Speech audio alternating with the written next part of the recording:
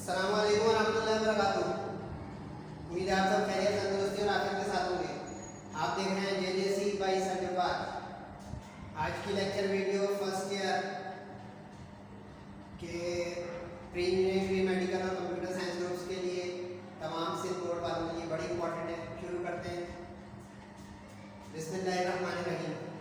काफ़ी सारे स्टूडेंट्स जो मुझसे कह रहे थे कि सर थ्योरी के इम्पोर्टेंट बता दें, एक जगह फाइनल बोर्ड एग्ज़ाम की तैयारी हम कर रहे हैं, तो आज मैं वो पैकेज ले आया हूँ। आज एंड तक मेरे साथ रहिएगा। चैप्टर बाई चैप्टर इंशाल्लाह कॉम्प्रिहेंसिव अंदाज में मैं आपको बताऊंगा सेक्शन बी और सी के इम्पोर्टेंट तरीन शॉर्ट क्वेश्चन आंसर्स थ्योरी वाले। तो ये जो है चैप्टर बाई चैप्टर और इंशाल्लाह अल्लाह ताला की रज़ा और मदद के साथ उम्मीद है कि इंशाल्लाह ये इम्पोर्टेंट एग्ज़ाम के लिए फ़ायदेमंद होंगे और ज़रूर इंशाल्लाह है। चैप्टर 1 में एक लाइन में आपके लिए डायमेंशनली करेक्ट इक्वेशंस, इसको डायमेंशनल एनालिसिस भी कहते हैं, इसका एक सवाल सेक्शन बी में ज़रूर इंशाल्लाह आएगा। चैप्टर 2 में दो इम्पॉर्टेंट तरीके अच्छा ये बता दूँ कि ये तीन स्टेरिंग है सारे, कहीं कहीं बीच में दो बुलेट वाले आ जाएंगे, लेकिन ये 95% के करीब मोस्ट इम्पॉर्टेंट ही है। अनइम्पॉर्टेंट तो कुछ नहीं होगा। इसमें second and third equation of motion,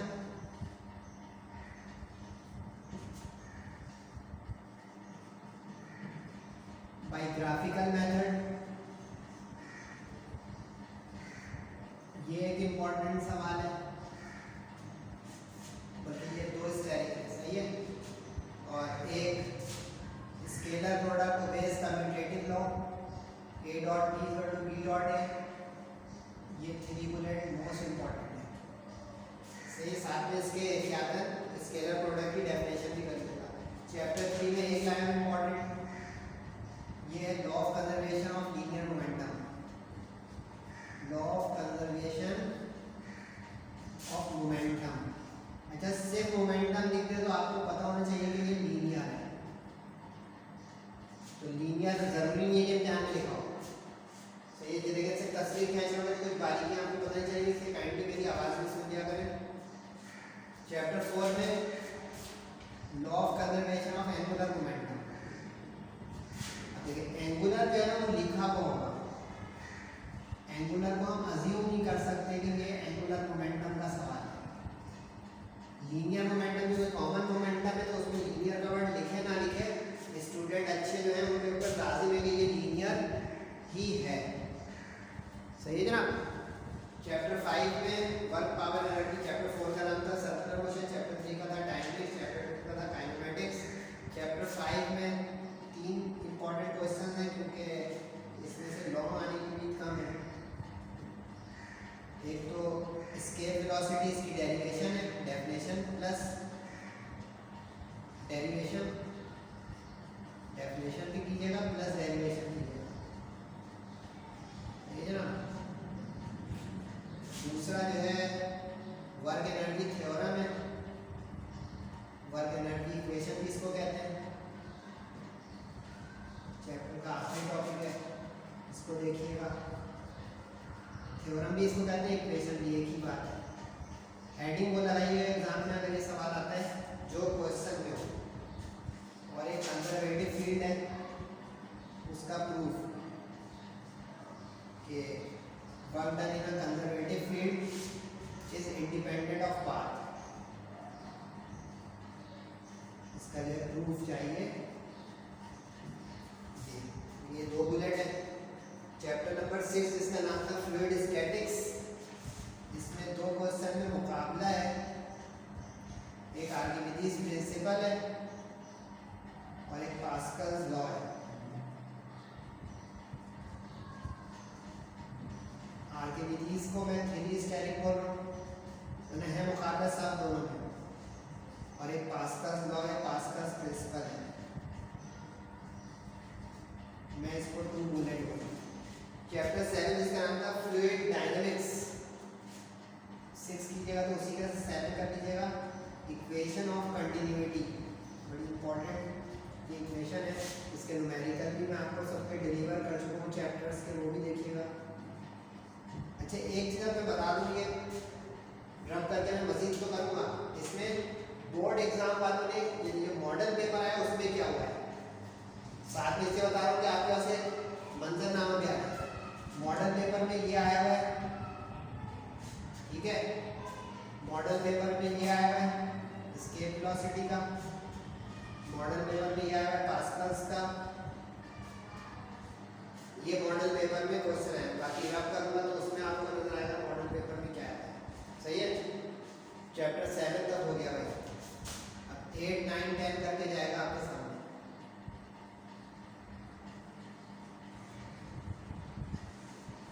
8 ये इलेक्ट्रिक फील्ड्स था। अच्छा कुछ में शॉर्ट क्वेश्चन शायद ना भी हो तो वो जरा तरतीब में देखते रहिएगा। ये चैप्टर ऐसा हो सकता है जिसमें शॉर्ट में या लॉन्ग में इंपॉर्टेंट ना हो। ये चैप्टर नंबर 7 के बाद 8 में एक ही इंपॉर्टेंट निकाला मैंने और वो है पोटेंशियल ग्रेडियंट का सवाल। इलेक्ट्रिक फील्ड था इस चैप्टर का नाम, इसमें इंपॉर्टेंट तरीन है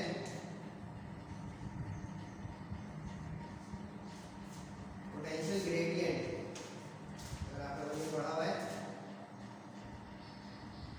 पोटेंशियल ग्रेडियंट,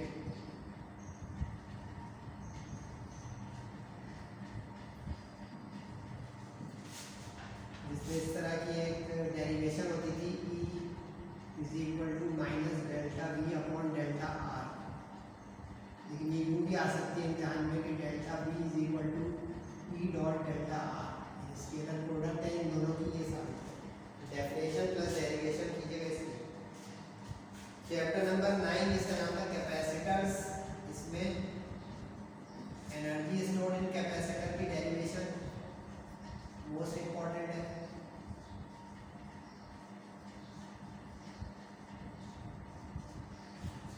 चैप्टर नंबर 10 इसका नाम था डीसी सर्किट्स, इसमें दो इंपॉर्टेंट टॉपिक निकाले मैंने, डिपेंडेंस और रेजिस्टिविटी अपॉन टेम्परेचर। जिसमें एक डेरिवेशन होती थी आरटी वाली, वो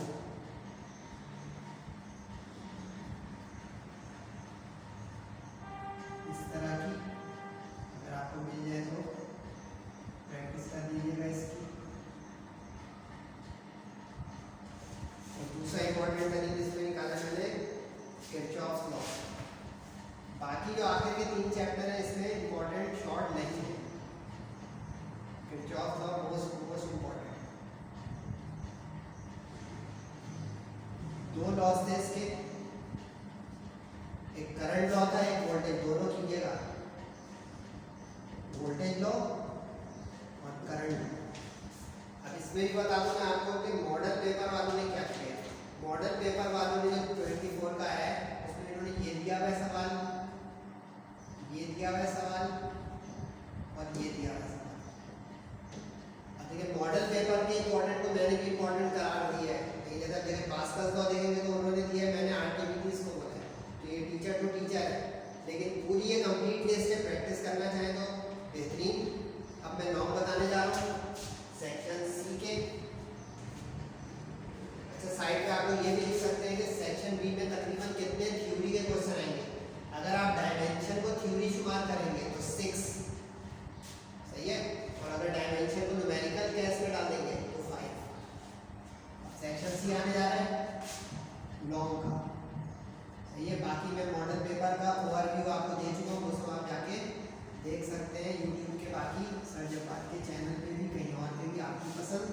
लेकिन मैं तफसीली बच्चों को गाइडलाइन देने की कोशिश करता हूँ, जो मुझे फॉलो कर रहे हैं मोस्ट वेलकम, और जो नहीं फॉलो कर रहे they are also welcome in future. तो बाद में उनको सर जब्बार की बात दिल को लग जाए तो हमारी बात को अमल करें। सेक्शन सी, अच्छा अगर आप लोगों ने काउंटिंग की हो तो तकरीबन 14 क्वेश्चन शॉर्ट के दिए मैंने, सही है, और 16 अब लॉन्ग के देने जा रहा हूँ। तो ये टोटल 30 क्वेश्चंस का पैकेज है, यानी 30 टॉपिक्स कर लें और माशाल्लाह से अपनी तैयारी 14 क्वेश्चन जाके काउंटिंग कीजिएगा। सेक्शन बी के बता दिए मैंने शॉर्ट, और 16 ये बता दिए सेक्शन सी के लॉन्ग। अब आप लोग सोच रहे होंगे कि सेक्शन सी में ज़्यादा सवाल है, हमें तो सेक्शन सी मुश्किल लग रहा है। तो सेक्शन सी किसी भी सब्जेक्ट का, ये भी गाइडलाइन देखो डिसाइसिव है, क्योंकि एक क्वेश्चन अगर पता से चॉइस के लिए तो चॉइस खत्म, क्योंकि 2 ऑफ 3 करने हैं लॉन्ग में, और ए भी पार्ट है, 8 मार्क्स का है। तो ये समझदार लोग समझ गए कि सर जवाब बिल्कुल सही बता रहे हैं कि सेक्शन सी में बहुत हैवी हैंड रखें। क्यों? क्योंकि सेक्शन बी में देखिए ओपन चॉइस है। किस तरह ओपन चॉइस है सर? 15 में से 10 पार्ट करने हैं, 5 छोड़ दें, जो कर रहे हैं करते हैं, जो नहीं करने नहीं करते हैं। इसमें ए बी जब कॉम्बिनेशन आता है ना तो चॉइस बड़ी ट्रिकी हो जाती है। बाकी जो मुझे सुन रहे हैं वो अमल करने की कोशिश है। चैप्टर 2 में मैंने 2 इंपॉर्टेंट तरीन लॉन्ग निकाले हैं। एक जो है addition of vectors by rectangular component method, addition of vectors by rectangular component method.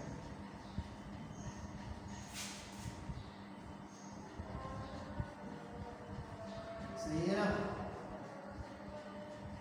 और दूसरा जो है थोड़ा सा कम निकाला इंपॉर्टेंट 2 स्टेप के साथ, और वो है प्रोजेक्टाइल मोशन और उसकी derivations. Projectile motion with derivations. With derivation से बता दिया कि इसकी horizontal range, time of flight, इसकी डेरिवेशंस उसके साथ कीजिएगा। चैप्टर 3 में मैंने निकाला है एक टॉपिक मोस्ट इंपॉर्टेंट आप लोगों के लिए, elastic collision in one dimension. Definition के साथ कीजिएगा ये इलास्टिक कोलिजन और इनइलास्टिक की डेफिनेशन के लिए in one dimension. v1 v2 की डेरिवेशन होती थी, स्फीयर जो है वो टकराते थे, उसकी v1 और v2 की डेरिवेशन है इसकी। सही विद डेफिनेशन कीजिएगा। चैप्टर 4 में एक इंपॉर्टेंट निकाले मैंने, तो रोटेशनल मोशन और सर्कुलर मोशन का था। इसमें मैंने सेंट्रीपिटल एक्सेलरेशन का टॉपिक निकाला मोस्ट इंपॉर्टेंट, जिसमें AC की डेरिवेशन होती थी। लेकिन इसमें जरा ख्याल रखिएगा इन टर्म्स ऑफ ओमेगा वाली भी, V वाली भी, यानी V वाली एक होती थी अलग V स्क्वायर अपॉन R, एक ओमेगा वाली अलग होती थी ओमेगा R स्क्वायर। दोनों कीजिएगा। और डेफिनेशन, अच्छा लॉन्ग में डेफिनेशन के साथ मिलकर सवाल आएगा, तो जिन जिन सवाल के साथ टॉपिक मिले थे, एडिशन ऑफ वेक्टर के साथ पोजीशन और यूनिट वेक्टर की डेफिनेशन याद रखें, प्रोजेक्टाइल मोशन में प्रोजेक्टाइल मोशन की डेफिनेशन याद रखें, इलास्टिक कोलिजन में इलास्टिक इनइलास्टिक की डेफिनेशन याद करें, सेंट्रीपिटल एक्सेलरेशन में सेंट्रीपिटल एक्सेलरेशन फोर्स की याद करें, प्लस ये डेरिवेशन करें। देखिए काम की बात बता रहा हूँ, 1 मिनट ज़्यादा ले रहा हूँ, लेकिन देखें आपके मुस्तकबिल से नहीं खेल रहा भाई, रिस्की काम कोई भी करा सकता है, लेकिन बाद में जवाबदेह भी होना होता है। मैं इंशाल्लाह आपको जवाब दूंगा, अगर खुदा न खास्ता आगे पीछे की बात आपसे करूँगा। एब्सोल्यूट ग्रेविटेशनल पोटेंशियल एनर्जी बड़ी लंबी चौड़ी डेरिवेशन, लेकिन मैंने उसको स्टैंड बाई, तो स्टैंड का मतलब है कि आप इसको स्टैंड बाई में रख सकते हैं। चैप्टर 6 में कोई लॉन्ग नहीं है, चैप्टर नंबर 7, चैप्टर 1 में कोई लॉन्ग नहीं है, चैप्टर 1 में लॉन्ग नहीं है, इसके लिए जो लिस्ट में आएगा वो समझते जाइएगा। चैप्टर 7 में जनाब बर्नौलीज इक्वेशन, काफी इसका चांस आने का। फ्लूइड डायनेमिक्स का चैप्टर था, इसकी डेरिवेशन करनी होगी भरपूर अंदाज में, जो प्रेशर वाली थी कि प्रेशर इज कांस्टेंट, जो लिमिनार इनकम्प्रेसिबल लिक्विड या फ्लूइड के लिए थी। चैप्टर नंबर 8 में एक इंपॉर्टेंट तरीन है इलेक्ट्रिक डाइपोल का। अच्छा ख्याल है कि फाइनल थॉट है, फाइनल थॉट का मतलब है कि दी एंड। अब आप कॉलेज प्रीमियम पेपर देखें ना देखें, 10 लोगों के गैस पेपर देखें ना देखें, आपका मर्जी है। सर जवाब ने अपना फाइनल कंक्लूड कर दिया है स्टूडेंट्स का, अब आप पर है कि आप इसके ऊपर भरोसा करें और भरपूर अपनी तैयारी को फाइनलाइज करें, क्योंकि जितने लोग उतने मुँह, 100 लोगों के 100 इंपॉर्टेंट लगेगा, पूरी बुक इंपॉर्टेंट आ गई, बाकी आपकी मर्जी है।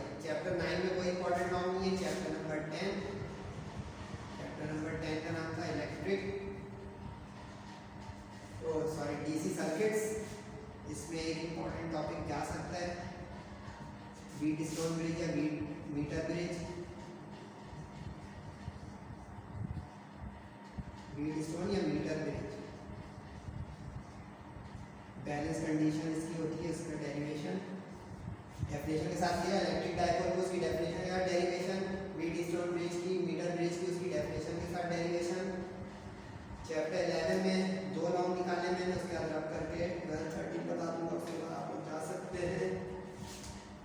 चैप्टर 11 जिसका नाम था ऑसिलेशंस, इसमें पहले फुर्सत में कीजिएगा प्रोजेक्शन ऑफ अ पार्टिकल वाला सवाल, जो सर्किल में वो घूम रहा होता है और पार्टिकल का जो प्रोजेक्शन डायमीटर का होता है वो SHM में होता है, around diameter of circle is SHM। इसका प्रूफ करना है, सही है। तो इस तरह का प्रूफ आता था A proportional to minus x। इसको दूसरा इंपॉर्टेंट मैंने स्टैंड बाय वाला निकाला है, सिंपल पेंडुलम और उसके SHM का। Executes SHM। अच्छा लॉन्ग का भी बता दूं कि मॉडल पेपर वालों ने कौन कौन सा इसमें से कवर किया है। उन्होंने ये वाला मॉडल पेपर में कवर किया है, सही है। उसके बाद उन्होंने बर्नौली इक्वेशन को मॉडल पेपर में दिया है, इलेक्ट्रिक डाइपोल को मॉडल पेपर में दिया है, प्रोजेक्शन ऑफ पार्टिकल को उन्होंने मॉडल पेपर में दिया है, सही है ना। और चैप्टर 12-13 में से होगा वो मैं आपको भी बताने जा रहा हूँ। 1 2 3 4 देखिए ए बी करके 3 सवाल हुए ना, तो 4 का मतलब ये 2 क्वेश्चन हो गए, 2 और जो है वो चैप्टर 12-13 में से। इससे अब आप समझदार लोग समझ गए कि सर जब आप बहुत माशाल्लाह कोशिश करके बिल्कुल सही गाइडलाइन कर रहे हैं। आखिर के चैप्टरों में लॉन्ग ज़्यादा है, शुरू के चैप्टरों में या मिडिल चैप्टरों में शॉर्ट ज़्यादा है। थ्योरी क्वेश्चंस न्यूमेरिकल कम से कम 9 न्यूमेरिकल्स आएंगे, न्यूमेरिकल में बहुत हैवी हैंड रखें। न्यूमेरिकल्स 9 क्वेश्चन, सेक्शन सी में न्यूमेरिकल्स नहीं होंगे। चैप्टर नंबर 12-13 उसके बाद दी एंड MCQs की तैयारी आप लोग बुक से कीजिए, क्योंकि नई बुक आई उसके अच्छे एक्सरसाइज में MCQs हैं। तो इस साल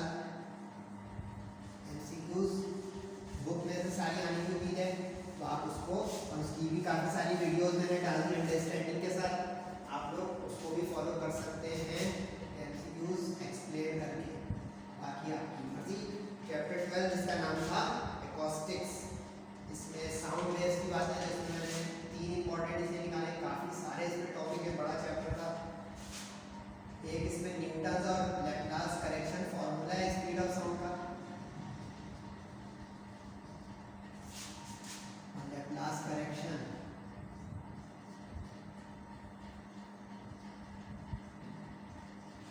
स्पीड ऑफ साउंड फॉर्मूला है, सही है। अच्छा इसमें काफी सारे स्टूडेंट ये सवाल पूछते हैं कि सर इसमें जो है करना क्या है। इसमें काफी सारे स्टूडेंट ये पूछते हैं कि सर क्या करना है क्या नहीं। इसमें जो वैल्यूज की कैलकुलेशन है ना एक्सपेरिमेंटल, वो नहीं करनी है। न्यूटन फार्मूला करना है, उसका फॉल्ट करना है यानी डिफेक्ट, और फिर लैप्लास की करेक्शन करनी है।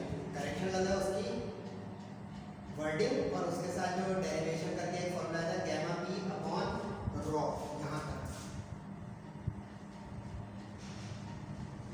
यहाँ तक जाएंगे तो ये क्वेश्चन कंप्लीट हो गए। उनके लिए बता दें परेशानी के साथ कुछ सवाल में भी ये परेशानी है कहाँ तक करना है, कितना करना है।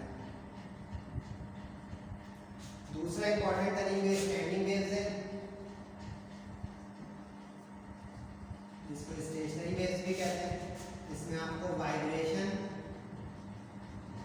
इन 1 2 3 और n लूप वाली जो डेरिवेशन है वो करनी है, सही है। डेफिनेशन साथ साथ कीजिएगा, स्टैंडिंग वेव्स की डेफिनेशन, फिर ये टॉपिक। और स्टैंड बाय में मैंने रखा है पोजीशन होल्डर बच्चों के लिए डॉपलर इफेक्ट और उसके केस 1 और 2, जैसे प्रोजेक्टाइल मोशन जैसे केस में जाएगा, प्लस इसके केसेस जो शुरू के 2 हैं, जिसमें एक में सोर्स चैनल होती है साउंड की और एक में ऑब्जर्वर। थर्ड केस कोई इंपॉर्टेंट मैंने निकाला जिसमें दोनों सोर्स ऑफ साउंड और ऑब्जर्वर मूव कर रहे हैं। चैप्टर 13 जो आखिरी था फिजिकल ऑप्टिक्स, ये भी बड़ा लंबा चौड़ा चैप्टर था, तो इसमें भी इंपॉर्टेंट तीन है। इसमें जनाब ये यंग्स डबल स्लिट एक्सपेरिमेंट, अच्छा इसमें भी जो जाते जाते बता दूँ काफ़ी सारे स्टूडेंट के सर इसमें कितना करने में, बहुत बड़ा एक्सपेरिमेंट है। तो इसमें जो है ना फ्रिंज स्पेसिंग वाला हिस्सा पहले करें, पोजीशन ऑफ फ्रिंजेस वाले को स्टैंड बाई करके यानी एक्सपेरिमेंट करें, फ्रिंज स्पेसिंग करें, जो दरमियान में position of bright dark fringe है ना उसको स्टैंड बाई रखें, उसका आने का चांस कम है। कोशिश करें इसमें कि फ्रिंज स्पेसिंग को पहले करें, डेरिवेशन, और फिर उसके बाद जो जाएं पोजीशन ऑफ फ्रिंजेस। दूसरे नंबर पे इसमें जो मोस्ट इंपॉर्टेंट है ना डिफ्रैक्शन ग्रेटिंग है, उसकी डेरिवेशन के साथ विद डेरिवेशन, ठीक है। और स्टैंड बाई में मैंने रखा है एहतियातन Newton ring, bright Newton ring की डेरिवेशन के साथ, ये विद डेरिवेशन है दोनों, ये वेवलेंथ की डेरिवेशन के साथ है। इस तरह का इसमें एक फॉर्मूला आता है m lambda equal to d sin theta, यहाँ तक जाना है। और इसमें एक फॉर्मूला आता है Rn is equal to Rn minus half lambda, यहाँ तक जाना है, सही है।